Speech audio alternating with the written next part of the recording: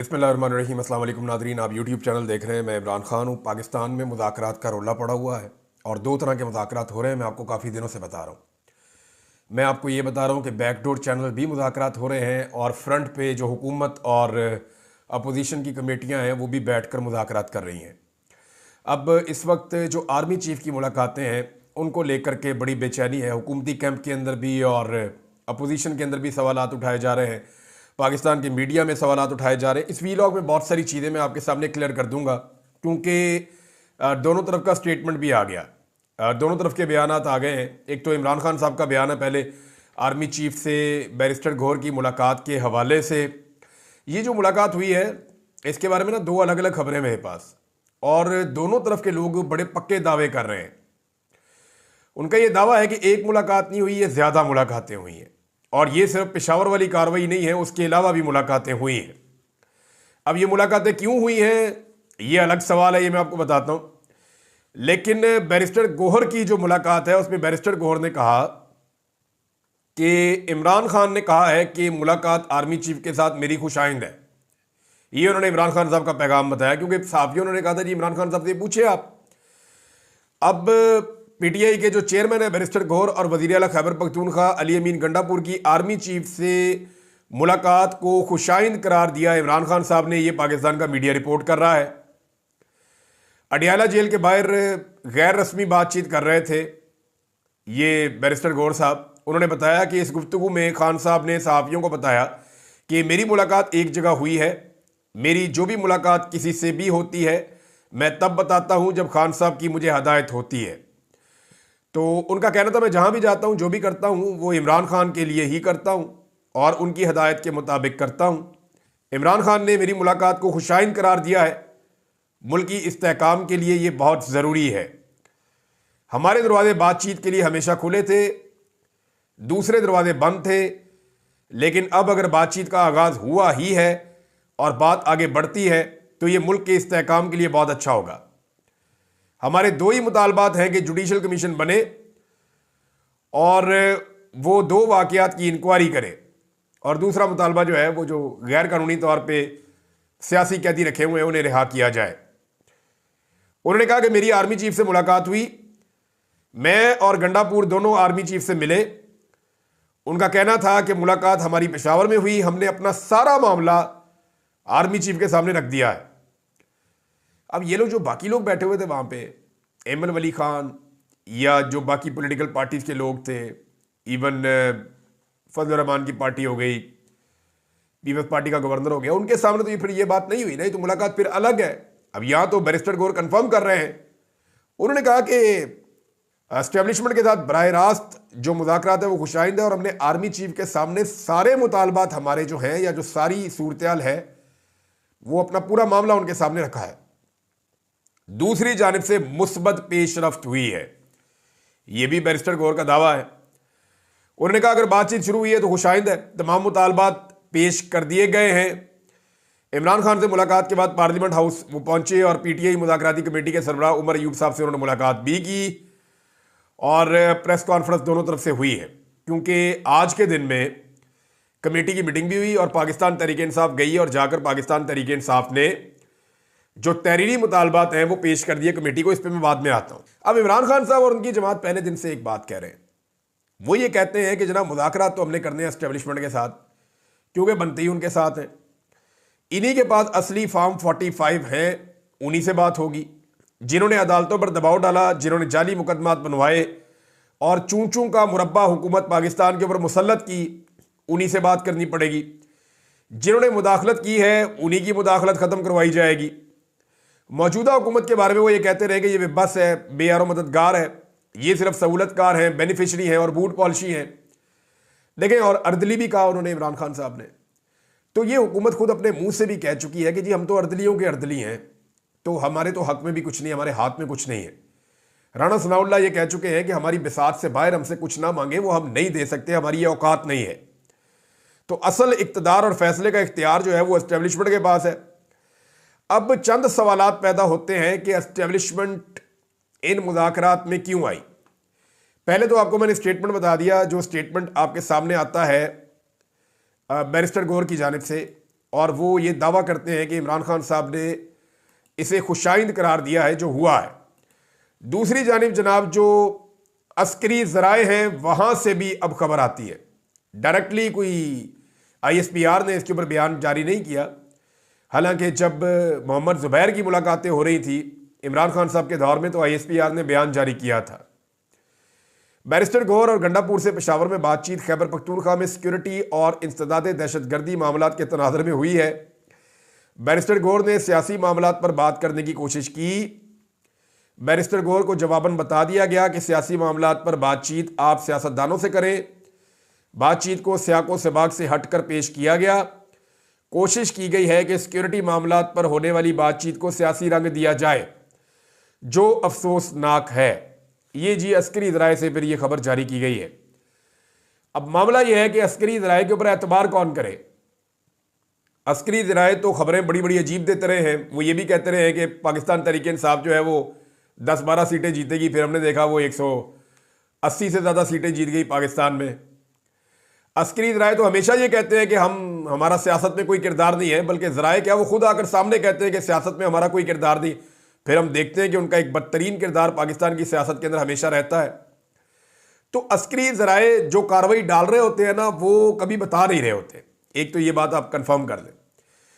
दूसरा एक और चीज़ भी हाईलाइट की गई कि DG ISPR जनाब अहमद शरीफ साहब ने लाहौर में सहाफ़ियों की बड़ी तादाद से कुछ दिन पहले एक मुलाकात की और उस मुलाकात में उन्होंने यकीन दिलाया कि हम बिल्कुल न्यूट्रल हैं, हमारा सियासत से कोई ताल्लुक़ नहीं है, हमारे लिए सारी सियासी जमातें एक जैसी हैं, कोई भी सियासी जमात या सियासी लीडर हमारा फेवरेट नहीं है और कोई भी शख्स जो है वो रियासत से बड़ा नहीं हो सकता।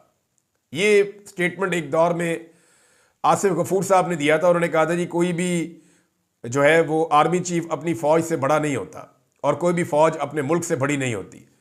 तो ये उससे मिलती जुलती बात मुझे लगती है। अब ये अभी हुई है ये मुलाकात, लेकिन मुझे अच्छी तरह याद है बिल्कुल ऐसी ही एक मुलाकात हुई थी, उसमें मैं भी मौजूद था लाहौर में। उस वक्त का DG ISPR general Babar Iftikhar आए थे लाहौर में और उन्होंने सहाफ़ियों से मुलाकात करते हुए बिल्कुल डिट्टो कॉपी यही बातें की थी, ऐसे ही जो अभी अहमद शरीफ साहब कह रहे हैं। लेकिन सहाफ़ियों से उनकी वो मुलाकात के बाद रजीम चेंज ऑपरेशन हुआ और फिर पाकिस्तान के अंदर जो कुछ हुआ वो आप सब अच्छी तरह जानते हैं। लिहाजा अस्करी ज़राए से खबर आ रही है कि जी कोई मुलाकात नहीं हुई और वो तो सिक्योरिटी की बातें हैं। अब बैरिस्टर गौहर जो है वो क्या सिक्योरिटी के बारे में बताएंगे, सिक्योरिटी कैसे टाइट होती है। यानी बैरिस्टर गौहर तो पहले कानूनदान हम समझते थे, फिर सियासतदान हम समझते हैं, अब हम उन्हें सिक्योरिटी एक्सपर्ट के तौर पे भी लेंगे। तो सिक्योरिटी में बेचारे बैरिस्टर गौहर क्या बताएंगे, उनका उसमें कोई एक्सपीरियंस नहीं है। यानी उनकी तो अपनी सिक्योरिटी घर की ऐसी थी कि 4 बंदे आ जाए तो अंदर घुस के उन्होंने सारी तोड़-फोड़ कर दी थी एक दिन, मुझे अच्छी तरह याद है, वो विजुअल मैंने देखे हुए हैं। अब मामला ये है कि एस्टेब्लिशमेंट दौड़ रही है कि जनाब हम नहीं कर रहे कोई ऐसी बात, क्योंकि एस्टेब्लिशमेंट को ये पता है कि उधर से गालियां पड़ेंगी जो PDM की जमातें हैं, और अगर वो मुज़ाकरात नहीं करते तो यहां फंस जाएंगे। अब जो चीज़ समझ आ रही है ना, सवालात जो पैदा हो रहे हैं कि जिस जमात को एस्टेब्लिशमेंट फितना कहती थी, डिजिटल दहशतगर्द कहती थी, मुल्क के दुश्मन और गद्दार करार देती थी, उसी जमात से बातचीत करने पर क्यों मजबूर है। उस जमात के लीडर को क्यों बार बार कहते हैं कि आप अपने घर चले जाएं, कोई डील कर लें, आप हमारी बात मान लें। एक्चुअली जो समझ आ रही है वो ये है कि एस्टेब्लिशमेंट ने दोनों दरवाजे खोलने रखने का फैसला किया है। एक दरवाजा वो खुला रखना चाहते हैं कि पाकिस्तान तहरीक इंसाफ के साथ एंगेजमेंट शुरू की जाए, और ये एंगेजमेंट अब आपको नजर भी आ रही है कि तहरीक इंसाफ को मैक्सिमम एंगेज किया जाए जितना ज्यादा हो सकता है। इमरान खान साहब से भी बैकडोर चैनल कोई ना कोई बंदा इधर उधर से मिलता रहता है। अब इधर जो है वो ये भी, और ये पिछले कुछ अरसे की बातें हैं, इससे पहले इमरान खान साहब के ऊपर सारा जुल्म जबर फस्तायत करके देख ली, इन्होंने देखा ये मलंगा आदमी टूट ही नहीं रहा, अब हाल ही कोई नहीं है।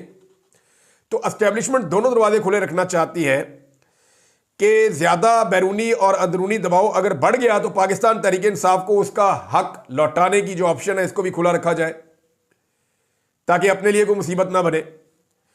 और दूसरी ऑप्शन यह है कि अगर प्रेशर जो बाहर से आ रहा है खास तौर पे वो मैनेज हो गया तो इसी सिस्टम के साथ आगे बढ़ जाएंगे, क्योंकि शहबाज शरीफ साहब की पॉलिश बहुत अच्छी है और मरियम नवाज कैरी बहुत अच्छा करती हैं। लिहाजा फिर एस्टेब्लिशमेंट ने अपना ये वाला ऑप्शन भी रखा हुआ है। पहले भी कभी एस्टेब्लिशमेंट ने तस्लीम नहीं किया कि वो मुज़ाकरात कर रही है, लेकिन वो कुछ ना कुछ हर वक्त कर रहे होते हैं। मोहम्मद जुबैर वाली मिसाल मैंने आपको बताई, DGI-SPR वाली मैंने मिसाल आपको बताई। ये हमेशा कहते हैं लेकिन करते कुछ और है। अब कुछ जो है वो सवालात पैदा हो जाते हैं इस सारी सिचुएशन में कि इन मुज़ाकरात का बेनिफिशरी कौन होगा अगर तो ये मंतकी अंजाम तक पहुंचते हैं। तो देखिए, डोनाल्ड ट्रंप के बेटे ने पाकिस्तान तहरीके इंसाफ के लोगों से राब्ता किया, ओवरसीज से उनसे जो राब्ता हुआ, उन्होंने कंफर्म किया कि पाकिस्तान को हमने बड़ा स्ट्रांग मैसेज दिया है और पाकिस्तान की एस्टेब्लिशमेंट जो जुल्म और जबर और फसाहियत पहले कर चुकी है वो नहीं करेगी। दूसरी जानिब बरतानिया में और अमेरिका में ओवरसीज पाकिस्तानियों ने मुसीबत डाली हुई है। बरतानिया में बड़ा कामयाब प्रोग्राम किया जुल्फी बुखारी ने और उनके साथियों ने, और उस प्रोग्राम के अंदर जो है वो मुतालबात कुछ इस तरह के सामने आए कि पाकिस्तान को हम नुकसान नहीं पहुंचाना चाहते, लेकिन हम जो इंडिविजुअल्स या इनफरादी तौर पे जो शख्सियात पाकिस्तान के अंदर ओहदों पे बैठी हुई हैं, उन्होंने जो पाकिस्तान के अंदर जुल्म और बर्बरियत का बाजार गर्म किया, जो इंसानी हकूक की पामालियाँ की, जो कत्लेआम किया, उसके बाद उनके ऊपर पाबंदियाँ लगाई जाएँ और पाबंदियाँ जो है वो उनके असासे मुंजमद किए जाएँ, उनके ट्रैवल बैन लगाए जाएँ, उनके वीज़ा कैंसिल किए जाएँ और उनके ऊपर हर तरह की बैरूनी एड लेने के ऊपर भी उन लोगों के ऊपर पाबंदियाँ लगाई जाएँ। और अगर उनके कोई ऐसे कोर्सेज हैं जो उन्होंने कर रखे हैं बाहर से, तो उन्हें भी कैंसिल कर दिया जाए। ये जनाब मुतालबात हैं जो सामने आ रहे हैं ओवरसीज पाकिस्तानियों की जानिब से, और ये वो करारदादें हैं जो तैयार हो रही हैं।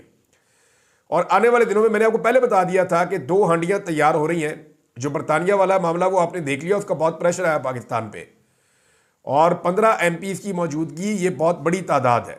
नॉर्मली उनकी जो कमेटी रूम्स के अंदर इस तरह की मीटिंग होती है उनमें 2, 4, 5 MP से ज़्यादा नहीं आते, यानी तमाम जमातें अपनी नुमाइंदगी भेज देती हैं लेकिन ज़्यादा लोग नहीं आते।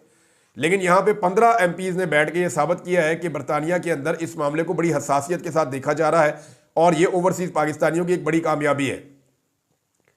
अगर 8-10 सेनेटर्स आ जाते हैं पाकिस्तान तहरीके इंसाफ या ओवरसीज पाकिस्तानी जो करने जा रहे हैं अमेरिका में, वहां कांग्रेशनल मीटिंग के अंदर अगर 8-10 अमेरिकी सेनेटर्स आ जाते हैं, तो इसका मतलब यह है कि वहां पे भी एक बहुत बड़ी कामयाबी मिल जाएगी पाकिस्तान तहरीके इंसाफ को या ओवरसीज पाकिस्तानियों को, और उसके बाद रास्ता खुल जाएगा बाइंडिंग रेजोल्यूशन का। और अगर बाइंडिंग रेजोल्यूशन पास हो जाती है तो फिर इस रजीम के लिए बड़ी मुश्किलात पैदा हो जाएगी। अब सवालात ये है कि अगर तो एस्टेब्लिशमेंट दबाव का सामना ना कर पाई, खसूसन जो बाहर से आ रहा है, तो मुज़ाकरात तो कामयाब हो जाएंगे जो बैकडोर चैनल हो रहे हैं। और अगर ये मुज़ाकरात कामयाब होते हैं तो कुछ सवालात हैं। नंबर 1, ज़्यादा शराइत किसकी मानी जाएंगी, इमरान खान की या एस्टेब्लिशमेंट की? पाकिस्तान में इलेक्शन कब तक होंगे, बड़ा आम सवाल है। अब ये कहा जाना शुरू हो गया है 2026 इलेक्शन का साल है, और सारे लोग जो भाग दौड़ कर रहे हैं ये इलेक्शन की तैयारियां कर रहे हैं। ये जो बार बार स्टेटमेंट आ रहे हैं कि इकोनॉमी ठीक हो गई, ये ठीक हो गया, वो ठीक हो गया, हालांकि हर चीज का इन्होंने बेड़ा ही गर्क करके रख दिया। झूठ पे झूठ बोल रहे हैं। मरियम नवाज जाके बच्चों को कहती है कि मैं धुंध के बावजूद हेलीकॉप्टर उड़ा के पहुंच गई हूं, मुझे बच्चों से प्यार है। वो तारिक मतीन साहब ने फोन किया और वहां से बाकायदा रिकॉर्डिंग करके चला दी कि जनाब महकमा मौसमियात वाले बता रहे हैं कोई फ्लाइट कैंसिल नहीं हुई और कोई धुंध मौजूद नहीं थी, ना फैसलाबाद में ना लाहौर में। तो झूठों के सर पे अगर सींग होते ना तो ये 12 सिंगा होते। यानी कोई अगर झूठ बोलने वाली मशीन भी होती तो वो अब तक थक जाती, टूट जाती, बर्बाद हो जाती। लेकिन मरियम नवाज के झूठ खत्म नहीं हो रहे। हम रोजाना जब भी वो बोलती है उनके मुंह से 4, 5, 6, 7 झूठ निकल ही जाते हैं। और मजे की बात यह कि ज्यादातर झूठ उनके पकड़े जाते हैं। तो इलेक्शन कब तक होंगे? 2026 की तारीखें लोग दे रहे हैं, ये 2025 में भी हो सकते हैं इलेक्शन। तीसरा सवाल यह है कि पाकिस्तान तहरीके इंसाफ के लिए मुल्की सियासत में क्या स्पेस वापस खुल जाएगी? यानी कि हम देखेंगे पाकिस्तान तहरीके इंसाफ मीनार पाकिस्तान पे जलसा करे, मुल्तान में जलसा करे, इस्लामाबाद में जलसा करे और पूरे पाकिस्तान के अंदर उनके जलसे जुलूस खुल जाएं। क्या लोग पाकिस्तान तहरीके इंसाफ का झंडा लेकर घूम सकेंगे सिंध में, बलूचिस्तान में, इस्लामाबाद में, पंजाब में? ये वो सवालात हैं जिनके जवाब आपको आने वाले दिनों में मिल जाएंगे कि जनाब अपने घर की छत पे आप PTI का झंडा लगाएं तो रेड तो नहीं होती। ये वो टेस्ट है जिसके अंदर ये निज़ाम पास हो गया तो समझो कि इस निज़ाम ने अपने आप को न्यूट्रल करने का फैसला किया है। पांचवा सवाल यह है कि क्या सियासी कैदियों की रिहाई हो जाएगी इसके बदले में? यह भी आपको आने वाले दिनों में पता चलेगा। छठा सवाल यह है कि 26वीं आईनी तरमीम से सुप्रीम कोर्ट का और आइन का जो हुलिया बिगाड़ा गया है उसे कैसे दुरुस्त किया जाएगा? ये बड़ा सीरियस इशू है।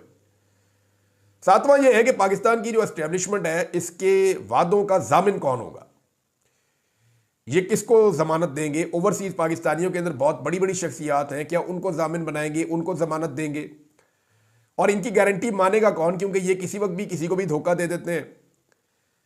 आठवां बड़ा सवाल यह है कि इमरान खान एस्टेब्लिशमेंट का सियासी किरदार खत्म कर पाएंगे, क्योंकि इमरान खान साहब ने पूरा मिशन इस पे रख के खड़ा किया, पूरी कंपेन इस पे रख के खड़ी की है कि बंद कमरों में फैसले नहीं होने चाहिए। और यही इमरान खान साहब का एक जुमला है जिसने हम सबको अपील किया था कि अगर यह आदमी ये कर जाए कि एस्टेब्लिशमेंट का सियासत के अंदर से किरदार खत्म कर जाए, तो यह पाकिस्तान की सबसे बड़ी खिदमत होगी। तो क्या इमरान खान साहब इन मुज़ाकरात के नतीजे में यह कर पाएंगे? नंबर 9, क्या आर्मी चीफ इस साल रिटायर हो जाएंगे या 2027 तक वो अपनी मुद्दत मुलाजमत को, जो एक एक्सटेंशन उन्हें मिली है कि अब आर्मी चीफ 3 साल नहीं रहेगा 5 साल रहेगा, कानून में तब्दीली लाई गई थी, या वो 2027 तक जाएंगे? ये भी एक बड़ा सवाल है।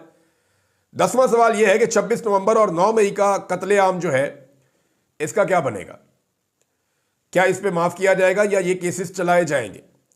शहीद अरशद शरीफ के केस का क्या बनेगा? उनकी फैमिली को इंसाफ मिलेगा या नहीं मिलेगा? ये एक ऐसा मुतालबा है जो पूरे पाकिस्तान का है। नया चीफ इलेक्शन कमिश्नर कौन होगा? 26 तारीख को चीफ इलेक्शन कमिश्नर रिटायर हो रहा है। हालांकि 26वीं आईनी तरमीम में इन्होंने दाव लगा दिया था, और दाव इन्होंने ये लगाया था कि जनाब जब तक नया नहीं आता ये अपना काम करता रहेगा। अब होना तो चाहिए कि पीटीआई अपोजिशन पार्टी है, हुकूमत जो है, ये मिलकर एक नया चीफ इलेक्शन कमिश्नर लेकर आए, लेकिन ऐसा बंदा आना चाहिए जो न्यूट्रल हो और वो free and fair election Pakistan में करवाए। फिर जजों की तैनातियों में जो 2 नंबरियां हैं, क्या वो खत्म हो पाएंगी? अब एक जो है वो फौरी तौर पे प्रेस कॉन्फ्रेंस की हुकूमत ने और एक प्रेस कॉन्फ्रेंस की अपोजिशन ने जब मुतालबात पेश किए गए हुकूमत के सामने पाकिस्तान तहरीक इंसाफ की जानिब से, जो मुतालबात पेश किए गए पाकिस्तान तहरीक इंसाफ की जानिब से, उसमें उन्होंने ये कहा कि जी 2 आप मुख्तलिफ कमीशंस बनाएं जो तहरीरी मुतालबात हैं। तहरीक इंसाफ ने हुकूमत की मुज़ाकराती कमेटी के साथ होने वाली तीसरी मुलाकात में अपना चार्टर ऑफ डिमांड तहरीरी शक्ल में पेश कर दिया, जिसमें पीटीआई ने 2 अलग अलग इंक्वायरी कमीशन बनाने का मुतालबा किया।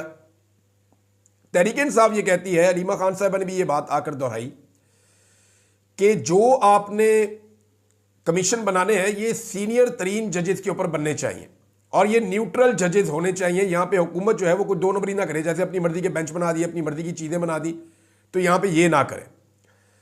और साथ ही साथ जो डिमांड है उसके अंदर यह है कि 9 मई और 26 नवंबर पर जुडिशल कमीशन का क़याम किया जाए, और साथ ही साथ उन्होंने कहा कि जी जो सियासी कैदी हैं उनको रिहा किया जाए। हुकूमत जुडिशल कमीशन पर 7 दिनों के अंदर फैसला करे और 7 दिनों में फैसला करके बताए, और हुकूमत से कमीशन ऑफ इंक्वायरी एक्ट 2017 के तहत कमीशन बनाने का मुतालबा किया। दोनों कमीशन चीफ जस्टिस या सुप्रीम कोर्ट के 3 हाजिर सर्विस जजेस पर मुश्तमिल हों। हुकूमत 7 दिन के अंदर कमीशन कायम करे। दोनों कमीशन की कार्रवाई आम लोगों और मीडिया के लिए ओपन रखी जाए। फिर इसमें मजीद कहा गया कि 9 मई कमीशन तहकीकात करे, पाकिस्तान तहरीक इंसाफ के बानी इमरान खान साहब की गिरफ्तारी के हालात की जो कानूनी हैसियत है वहां से मामला शुरू किया जाए कि इस्लामाबाद हाई कोर्ट के हाथे में रेंजर और पुलिस के दाखिले का जिम्मेदार कौन था, मामला वहां से शुरू होना चाहिए।